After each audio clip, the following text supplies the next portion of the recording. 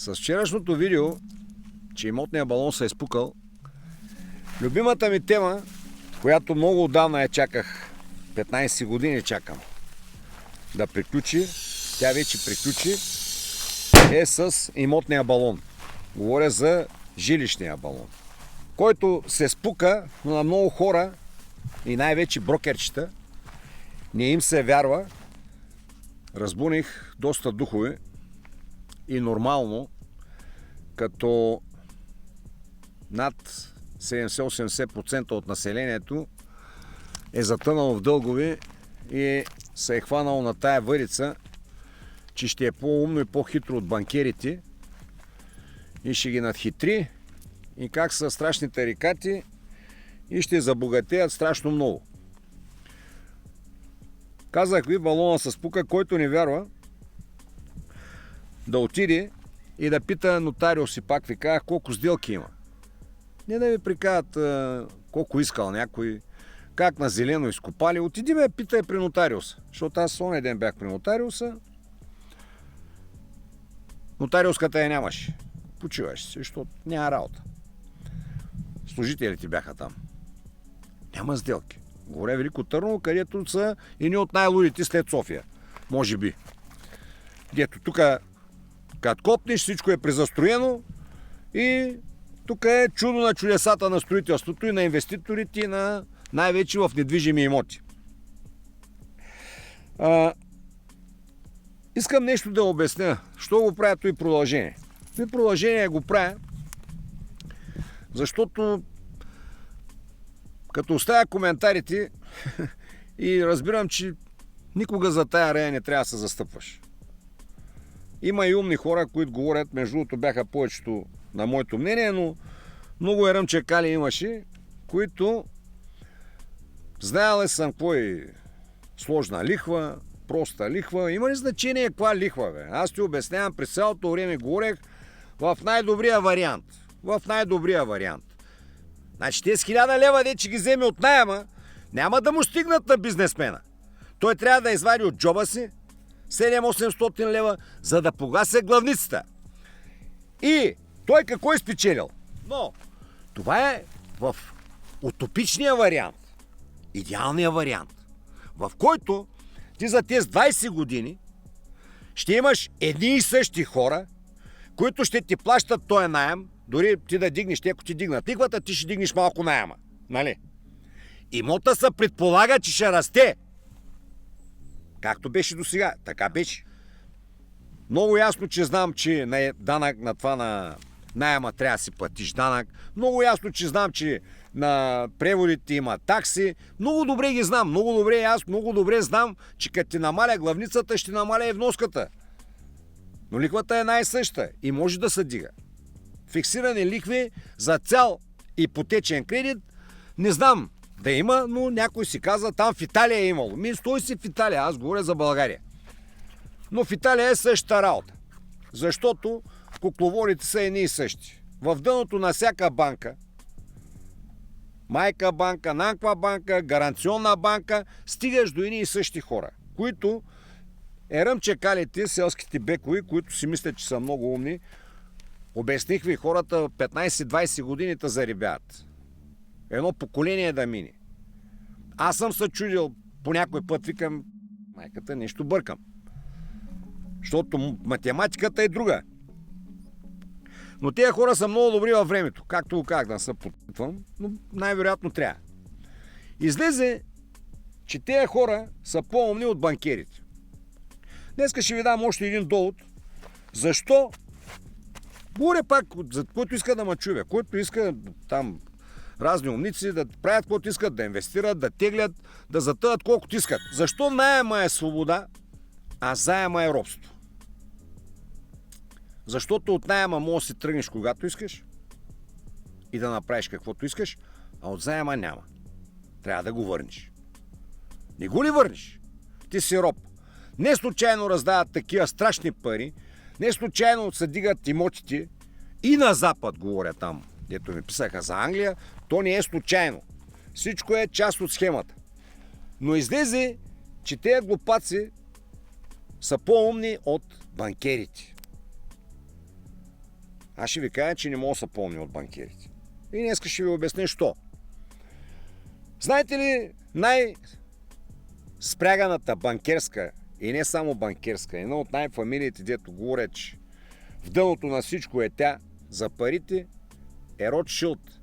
И тя съществува от 1520 година, първата информация.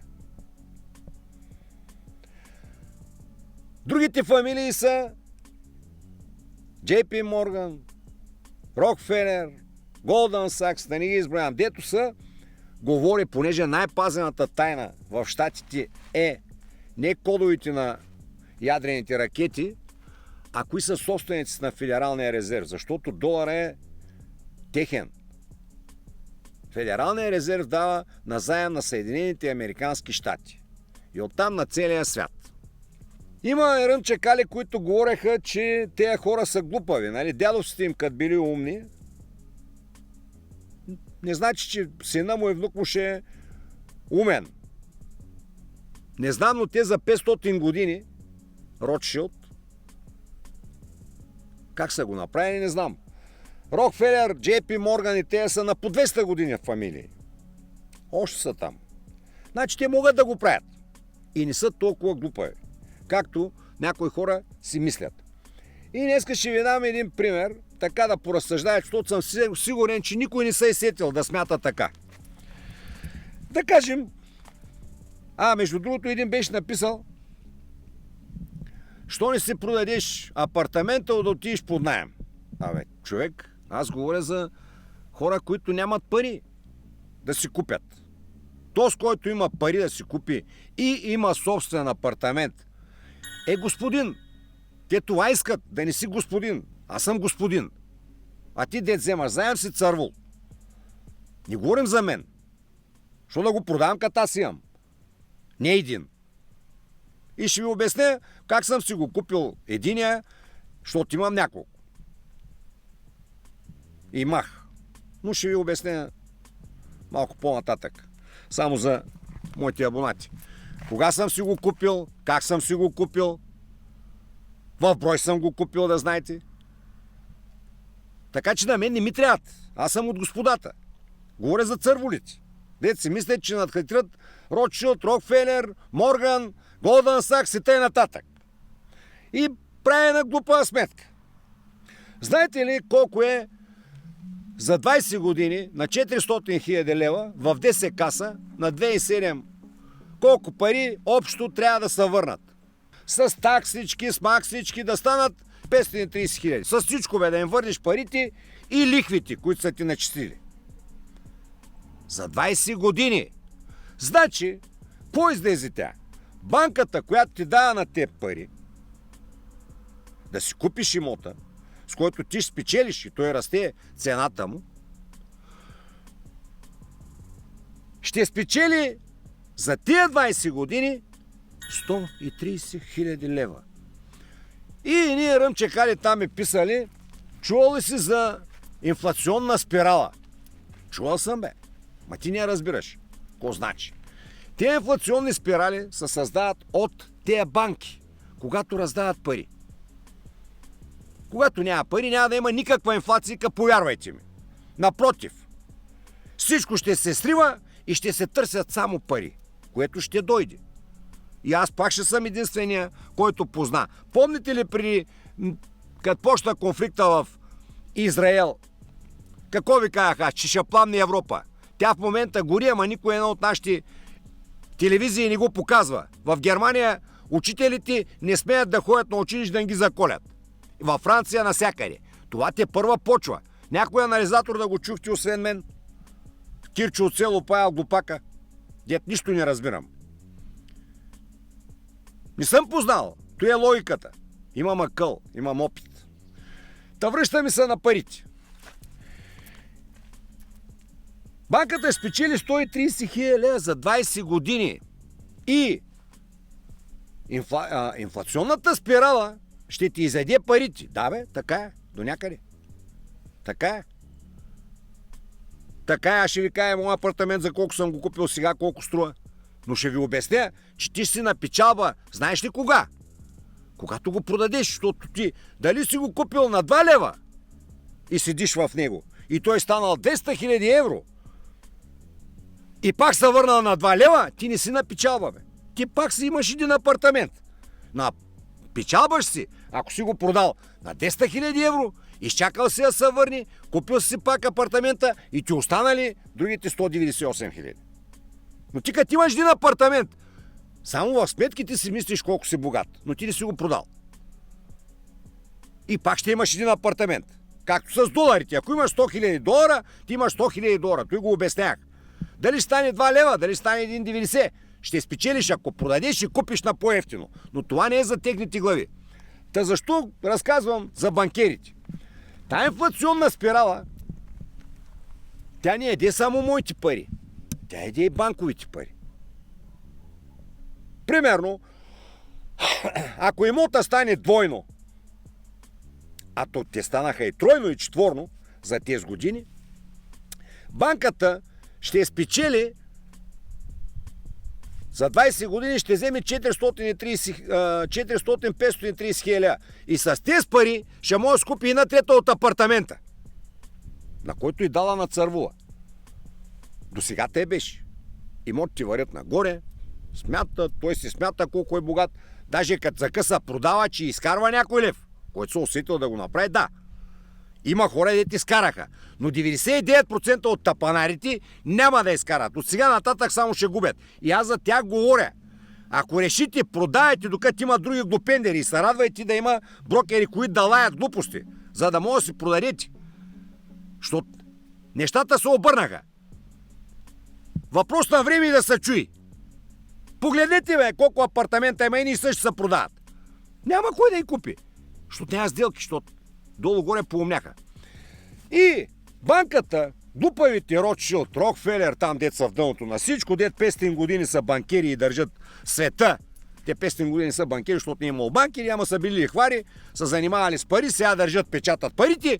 Те по-глупави от наш Селендур и вместо да купят те имоти с 400 хиляди лева, той да купи имота банката, дет много печеляла от тебе, от лихвите ти, дет никакви не са, тя не може да го купи и след 20 години да има 1,2 по 3.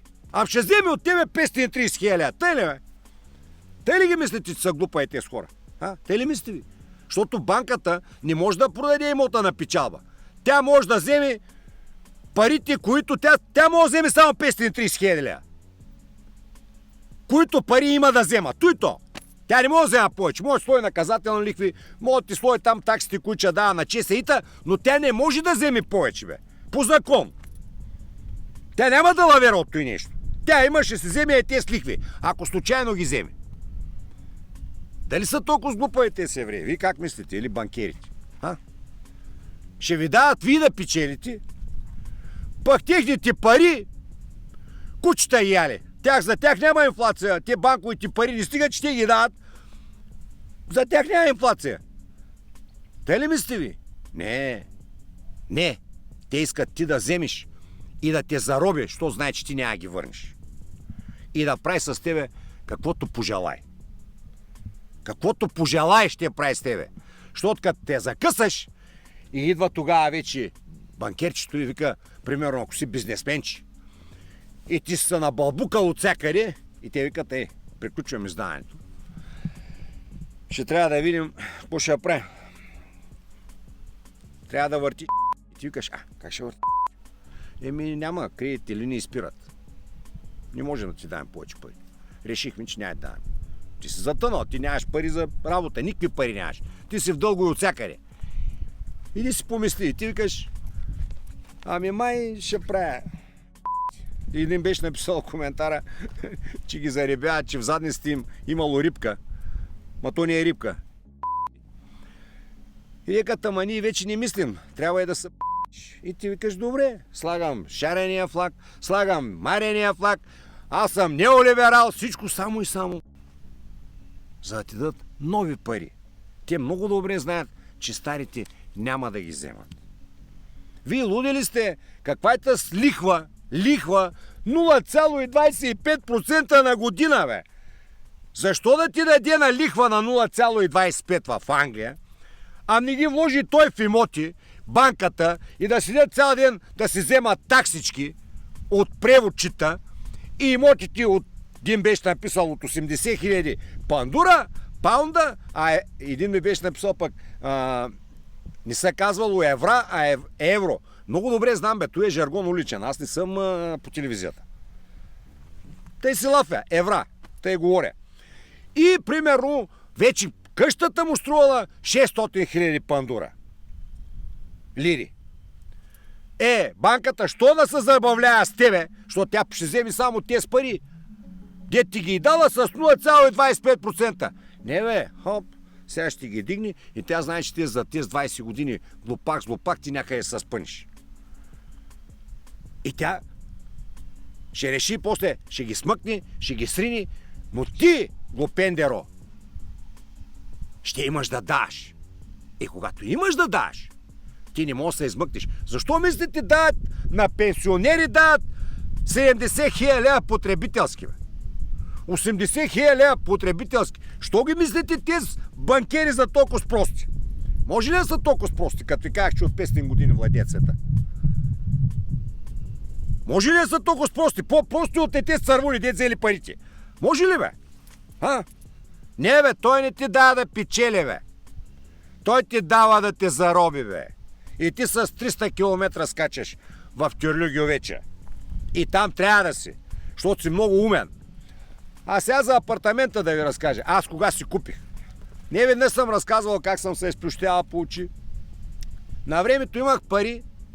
Тук има един квартал Чолаковци. Мога да купя цял блок с десетки апартаменти. Защото един апартамент струваше към 2000 долара. Аз имах 330 хиляди долара. Бях на 26-7 години. И не си купих, защото да въртя парите. Защото аз като съм бил прост и не съм разбирал, си признавам за разлика от тези деца родени богаташи и деца много умни. Аз когато съм сбъркал, казвам грешките на хората, които искат да се научат от мен. Ако не да се пробват, винаги съм го казвал. Никого не задължавам с менето. Отивай, знаеш къде е банката, ще дадат, даже ова ще намерят. Направи бизнес, работи за себе си, стани страшно умен, няма лошо. Но който иска да ме чуи, да ме чуи. Така стана, че аз се изплющях и изгубих парите. И през това време апартаментчетата почнаха да поскъпват. Аз съм живял доста години, бях заврян зет. Мога да ги прости. Бабата и дядото ми бяха като майка и баща, защото моята майка почина на 41 години. Аз бях на 23. С баща си не си говорех. Значи съм бил като сирак. Тия хора са ми били като родители. Аз бях заврян зет тях. Защото апартамента го видяхте, който сега тук ще кажа, вече го продадох, аз зато и не говорех тия неща. Защото за да мога го продам. Слава Богу, не съм набожен, но продадох го. И то го продадох, 2 имота продадох. Най-доброто строителство в Търново, с обзавеждането, като само масата и столовите в кухнята бяха 5000 лева. Масивно дърво, правене по поръчка. Дадох ги на едно младо семейство, които дано да си върнат парите, защото са децата им колко внуците. Дано да се оправят. Дадох им всичко обзаведено, влизат и живеят. Вие го видяхте. Взимах 100 000 евро. Бях го бил за 145, смъквах на 125, накрая на 100 го продадох. Имах 3 огледа за цялото време, за 6 месеца. Така че, кой ще да ви приказва? Аз говоря от първо лице, аз говоря от войната, където съм стрелян или стрелям. И изплющях се. И нямах пари да си купя апартамент. Вече.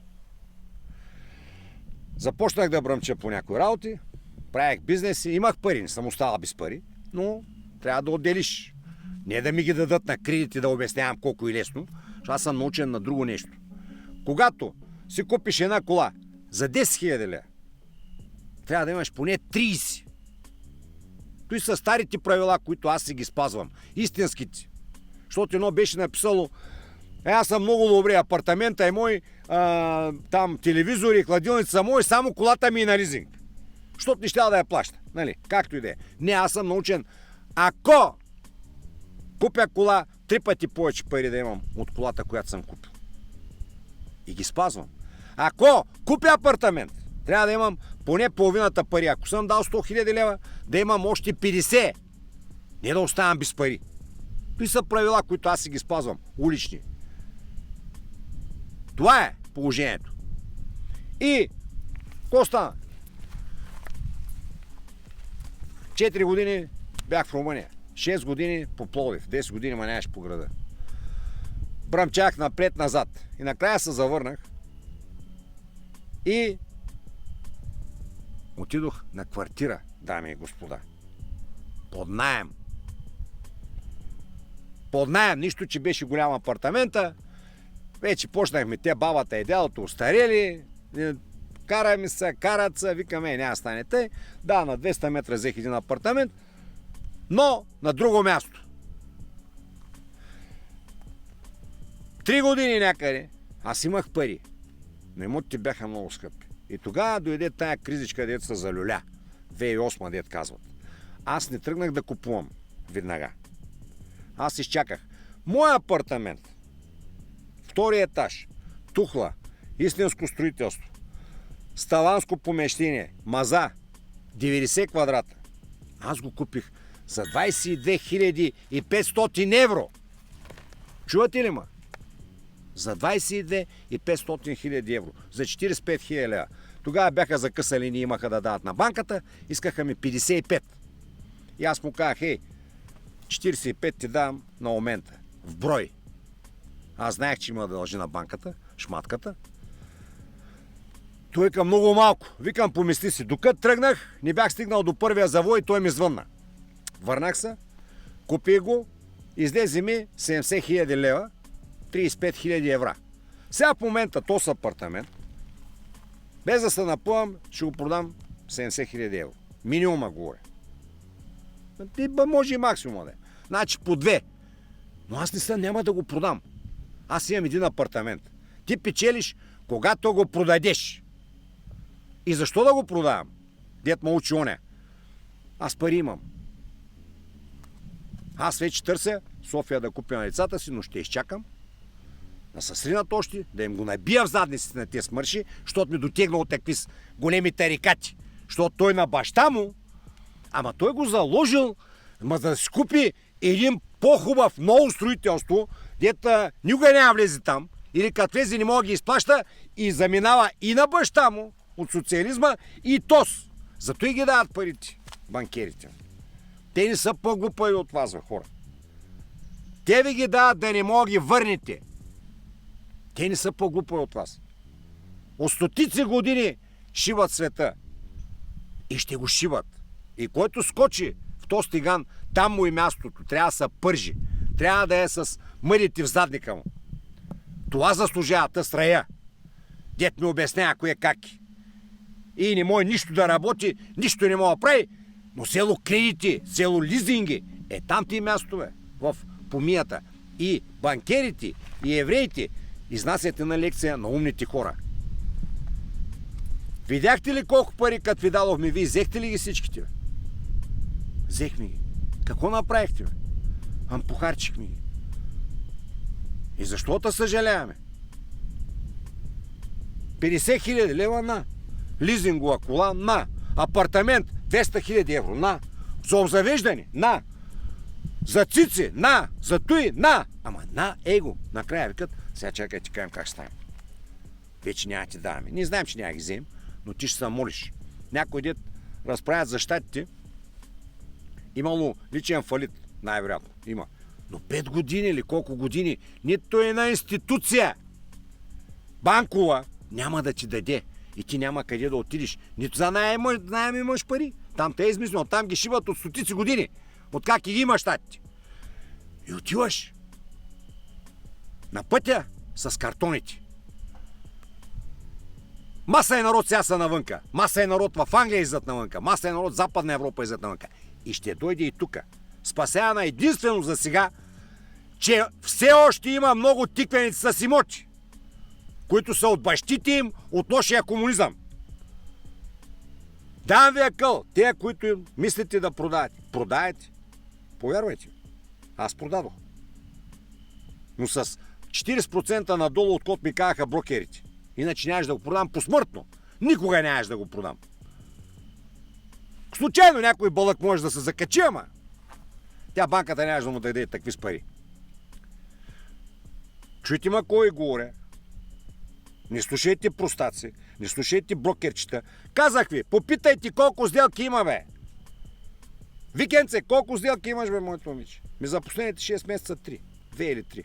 Продажби. Всичко друго е наемчета. Да, във Велико Търново.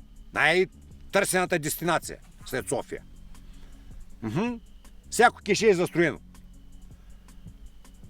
Проблема, Дори, не сте по-умни от банкерите, запомнете го. Найема е свобода. Може да се тръгнеш винаги. При баба си, при дядо си. На пътя да спиш. Но заема е робство. Ще те търсят докато си жив. И няма да дадат на стинка моя. Правилно няма да дадат. Защото ти си похарчил парите за 3 живота, които не мога да ги изкараш с дуплата си глава. Чао.